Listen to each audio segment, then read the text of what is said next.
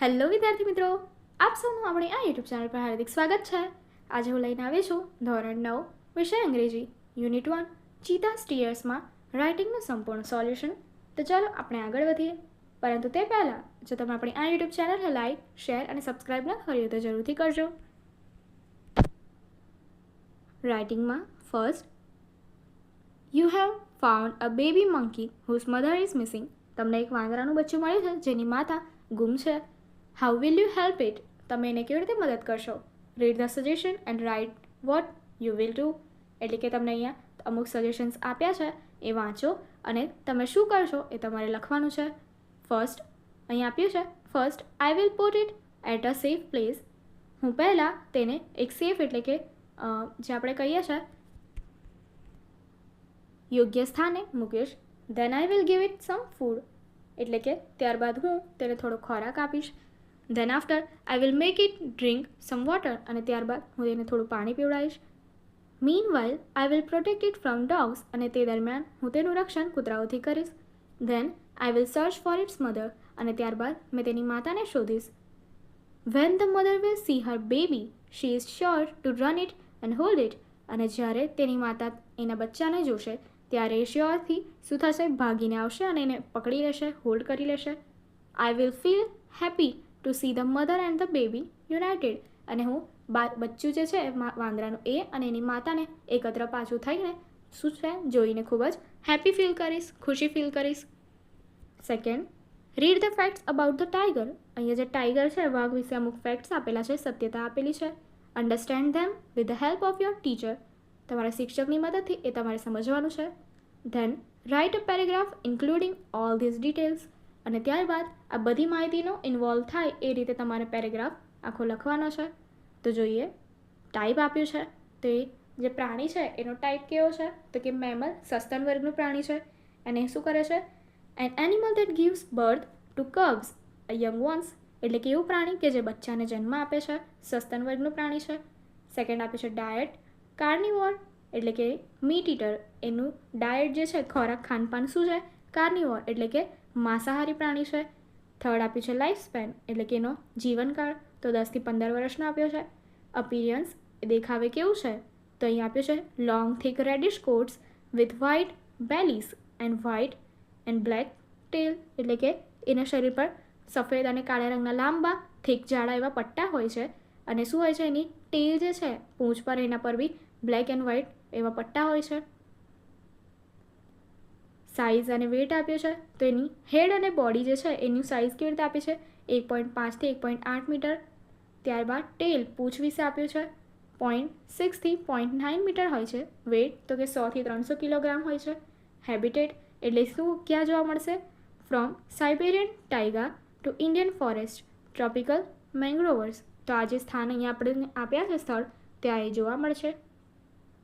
Scientific name એમનું વૈજ્ઞાનિક નામ આપ્યું છે Panthera ટિગ્રીસ.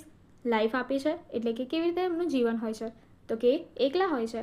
Not in a herd or a family કે કુટુંબમાં, પરિવારમાં કે કોઈ ઝુંડમાં નથી રહેતા. ટેરિટરી બરાબર છે તો શું આપ્યું છે? અપ ટુ 100 સ્ક્વેર કિલોમીટર એટલે આટલા એ પ્રદેશમાં હોય છે. હન્ટિંગ હેબિટ્સ એટલે એમને શિકારની આદતો શું છે તો એ શું કરે છે? અટેક્સ ધ પ્રી એટલે કે જે એમનો શિકાર છે એના પર અટેક કરે છે. Knocks it down using body weight, bites on the neck. અને એમનું આખું બોડી વેઇટ એમના પર નાખે છે અને શું કરે છે? એમને ડાઉન કરી દે છે અને પછી એમના ગળા અને ગરદન પર બાઇટ કરે છે. You can begin like this. હવે તમને જે ઇન્ફોર્મેશન આપી હતી એ પેરેગ્રાફમાં આપી છે તો જોઈએ. The tiger is a mammal. It gives birth to cubs or young once.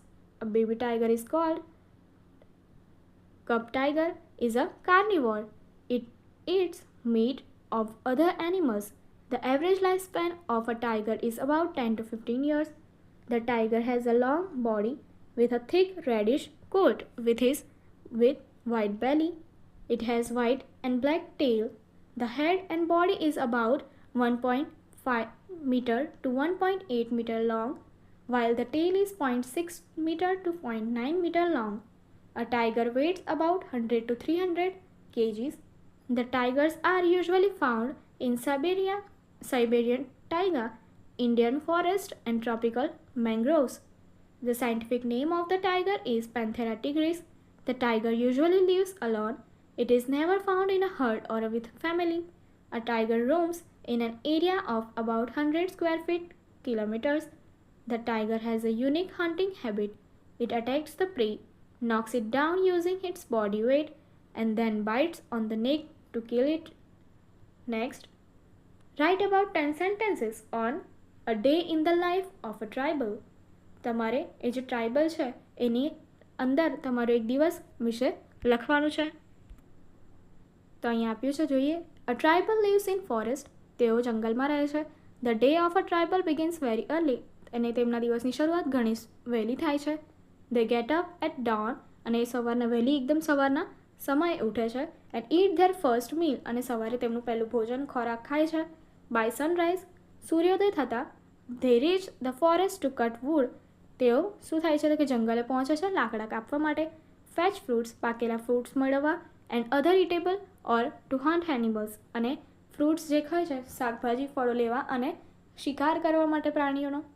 Sum go to their small field. કેટલાક તેમના ખેતરોમાં જાય છે, નાના ખેતરો જે હોય છે ત્યાં જાય છે. Where they grow some crops and vegetables. જે થોડું અનાજ અને શાકભાજી ઉગાવે છે. A few may also go to graze cattles. અને કેટલાક જે હોય છે એમના કેટલ્સ ને બધું પ્રાણીઓ હોય છે એમને ચરાવવા જાય છે. The woman also help man in their work. અને જે મહિલા હોય છે એ પણ એમના માણસોને કામમાં મદદ કરે છે. In the evening. સાંજના સમયે they get together and enjoy music and dance. તેઓ સાથે ભેગા મળીને શું કરે છે? એન્જોય કરે છે. ગીત અને નાચવા ગાવાનું જે છે એની મજા માણે છે. They have their meals and go to bed early. અને તેમનું મીલ્સ એટલે જમવાનું ખાય છે અને વહેલા સૂઈ જાય છે. નાવ fourth, gather information about any animal around your residence and fill in the details in the table. એટલે કે તમારા રહેઠાણની આસપાસ કોઈ જે એનિમલ એટલે કે જાનવર છે એના વિશે તમારે શું કરવાની છે? માહિતી મેળવવાની છે અને લખવાની છે. તો અહીંયા આપ્યું છે બોઝો. નામ આપ્યું છે બોઝો. અને એનો ટાઈપ આપ્યો છે કયા પ્રકારનું છે? તો એલેસ્ટિયન. બરાબર છે. Also known as German shepherd. અહીંયા ડોગની વાત કરી છે કે જે જર્મન શેપર્ડ ડોગ છે એ. સાઇઝ આપે છે તો કે ફિમેલમાં 55થી 60 સેન્ટીમીટર અને મેલમાં 60થી 65 સેન્ટીમીટર એની સાઇઝ હોય છે. Habitat. It is known two belong to Germany. એઓ જર્મનીના હોવા છે એમ જાણવામાં આવે છે. It is a big dog that need space to exercise and play. તે એક મોટો કૂતરો છે જેને એક્સરસાઇઝ અને રમવા માટે એટલે કસરત કરવા અને રમવા માટે મોટી જગ્યાની આવશ્યકતા હોય છે. Therefore, it needs plenty of room and a garden or a yard in which he is more likely to be active. અને એટલા માટે એને મોટી જગ્યા કે રૂમની આવશ્યકતા હોય છે કે જ્યાં એ વધારે સારી રીતે એક્ટિવ રહી શકે. It can also B kept in an apartment. અને એને એક એપાર્ટમેન્ટની અંદર પણ રાખી શકાય છે. ત્યારબાદ લાઈફ સ્પેન આપ્યો છે તો એ 9થી 13 વર્ષનો છે. ત્યારબાદ એનું જીવન આપ્યું છે. They are use to attack criminals, patrolling trouble areas and detection and holding of suspects. એટલે કે એમનો ઉપયોગ શું છે? ક્રિમિનલ્સ જે હોય છે એમને ટ્રેક કરવા માટે પણ થાય છે, પેટ્રોલિંગમાં પણ થાય છે અને કોઈ પણ સસ્પેક્ટ જે હોય છે સસ્પેક્ટ્સ એમને શું કરે છે? ડિટેક્ટ કરવા માટે પણ એમનો ઉપયોગ થાય છે. However some keep them as a pets also. અને કેટલાક લોકો એમને એઝ અ પેટ પણ રાખે છે, પાલતુ પ્રાણી તરીકે પણ રાખે છે. They are also use as guide dogs by the blind. અને તેઓ અંધ લોકો માટે એ ગાઈડ ડોગ તરીકે પણ કામ કરે છે. એડી હેડ એન આઈડિયા. એડી પાસે એક યુક્તિ હતી. What was the idea? એ યુક્તિ શું હતી?